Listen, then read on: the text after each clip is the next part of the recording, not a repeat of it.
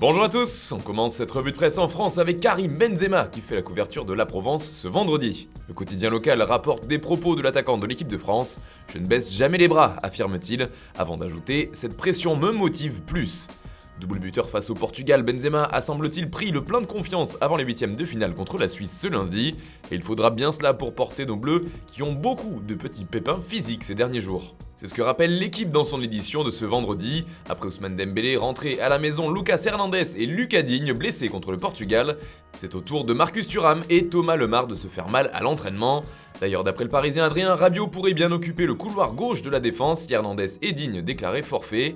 C'est lui qui avait tenu cette place après la sortie de 2 joueurs sur blessure contre le Portugal. On part maintenant en Angleterre où c'est Jordan Henderson qui fait la une. Le Daily Mirror nous livre une anecdote croustillante à son sujet. Le milieu de terrain aurait reçu un drôle de SMS de la part de Jürgen Klopp, son coach à Liverpool. En effet, dès qu'il a su que l'Allemagne affronterait les Three Lions, ce dernier aurait envoyé un message à son capitaine pour essayer de l'embobiner, rapporte le journal. C'est Henderson qui l'a directement raconté. En revanche, les autres journaux préfèrent rester un peu plus sérieux, à l'instar de The Times. Le quotidien anglais nous explique que les stars anglaises ne craignent plus le passé et ne regardent désormais que vers les huitièmes de finale face à l'Allemagne.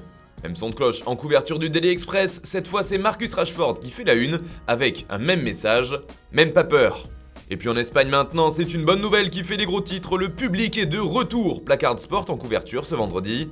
En effet, le gouvernement ibérique a validé hier le retour des supporters dans les stades pour la saison prochaine.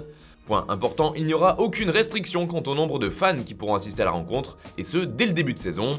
Une bonne nouvelle aussi pour les clubs qui vont enfin pouvoir compter sur la billetterie pour enflouer les caisses. Et le quotidien espagnol nous livre un petit exemple à ce propos. Le Barça espère récupérer pas moins de 60 millions d'euros sur l'entièreté de la saison grâce à cette mesure, après 1 an et demi à jouer dans un Camp Nou entièrement vide. On reste en Espagne avec le sort de la Roja qui inquiète la presse. As parle ainsi d'un Everest pour la sélection nationale.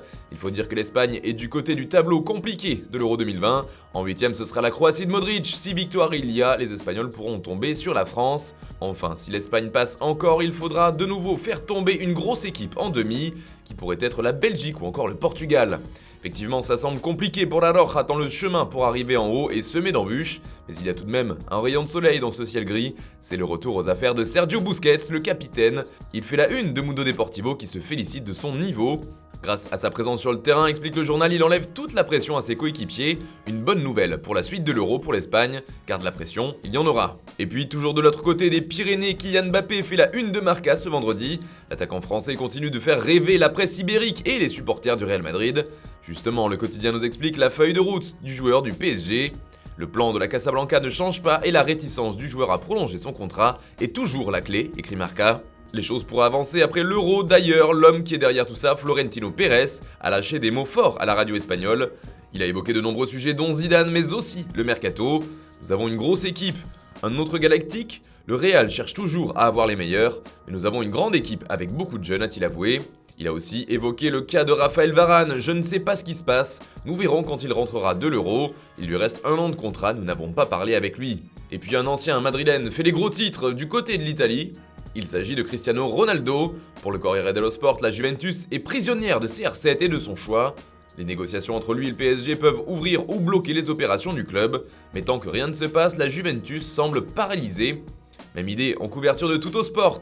Décide-toi CR7, titre le quotidien transalpin, qui ajoute que même s'il continue de marquer et de briser des records avec le Portugal, l'incertitude autour de son avenir bloque complètement le mercato de la Juve. À 36 ans, Cristiano Ronaldo est donc toujours aussi influent. Voilà, c'est tout pour ce matin, bonne journée à tous, on se retrouve dès ce soir pour un nouveau JT Foot Mercato.